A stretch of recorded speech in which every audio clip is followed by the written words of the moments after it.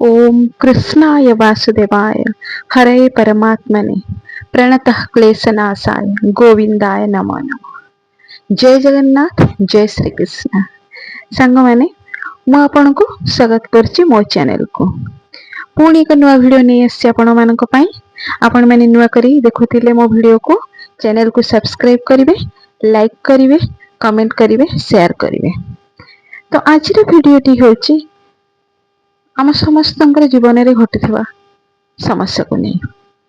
समस्या बहुल जीवन, प्रत्येक मनीष जीवन में किसी ना किसी समस्या रही, कम हो बा बेसी हो समस्या तो घेरी रही। आई समस्या आमको बाहर समस्त पाखे से धैर्य शक्ति कि साहस कि मनर से साहस बांधा न थाए। से तो किसी मनीष समस्या भितर कबलित हो जाती। तो चलतु केमिति हम निज समस्यार समाधान करिबा, सेथिबाई एई छोट भिडियोटी आ मोर छोट प्रयास। आम समस्तंकर जीवन में भगवान सहित बा आध्यात्मिक सहित निहाती भाव में जड़ित हो रही किछि मात्रा रे हो जेमिति हेले जड़ित हो रही। समस्ते जानिथिबे जे कष्ट दुख बा एई समय रे आमे भगवान को स्मरण करथाउ। आ भगवान को मध्य आमे दोष दे थाउ जे आम जीवन में कहीं एते कष्ट आसुछि, समस्या आसुछि, आ समस्या आमे केमति बाहरिबा। आपण माने समस्ते जानिचंती भगवत गीता। भगवत गीता श्रीकृष्णंकर एही गीता ज्ञान केवल शब्द नुहे, जीवन सार होता है। यही ज्ञान केवल आमको जीवन में आग को बढ़िबार साहाय्य करे ता नुहे, आमर प्रत्येक समस्यार समाधान ये भगवत गीतार ही रही।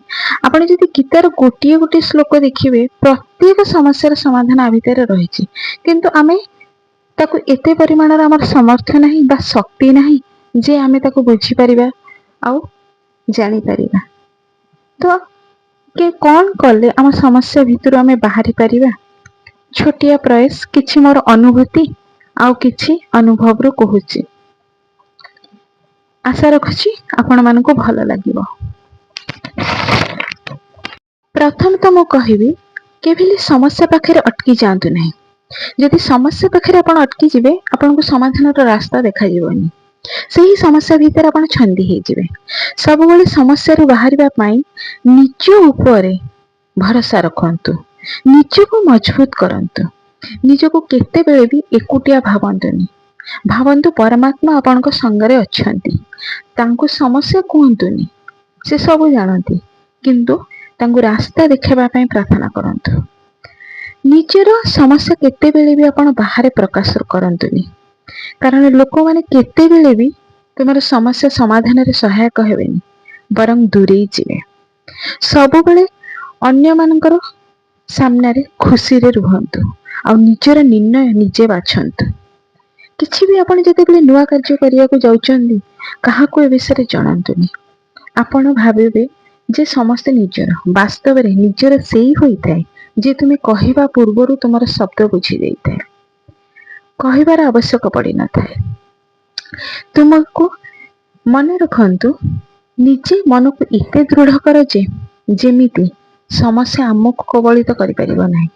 घन बादल केवल किछि समय पई आकाश को आच्छादित करिथाय, तापरे आकाश परिष्कार होइथाय। सूर्यंक प्रकाश रे जेमति अंधकार कुआडे हजि जाए, सेमति ए सामान्य समस्या आमको केभे हेले भी अटकई परिबो नाही। आमे जदि भाबुचे भगवान बहुत शक्तिशाली आ तांको पाखरे सब समस्यार समाधान रहिछि, से हमर पिता केभे हेले भाबिचंती कोनोसी पिता केभे हेले ता संतानर कष्ट दुख देखि पारे?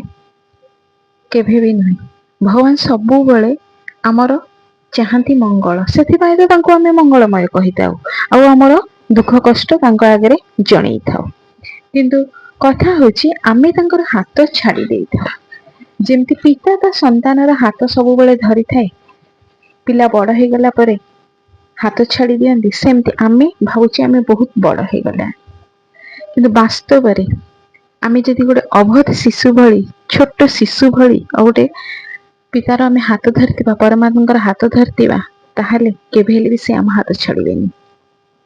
जदि आपण ଚାହୁଁଛନ୍ତି ଭଗବାନ ଆପଣଙ୍କର ସବୁବେଳେ ହାତ ଧରିଥାନ୍ତୁ, ତାହେଲେ ଏଇ କିଛିଟି କଥା ମନେ ରଖନ୍ତୁ।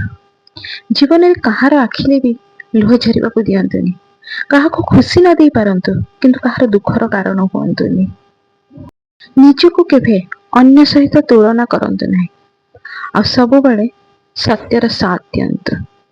ଦେଖିବେ ଭଗବାନ ଆପଣଙ୍କ ସହିତ କେମିତି ରହିଛନ୍ତି। ପ୍ରତ୍ୟେକ ସମସ୍ୟାରେ ସେ ଆପଣଙ୍କ ସହିତ ଠିଆ ହେଇଥିବେ। ଆଜିର ଭିଡ଼ିଓଟି କେମିତି ଲାଗିଲା ନିଶ୍ଚୟ ମତେ ଜଣେଇବେ। ରହିଲି, ଜୟ ଜଗନ୍ନାଥ।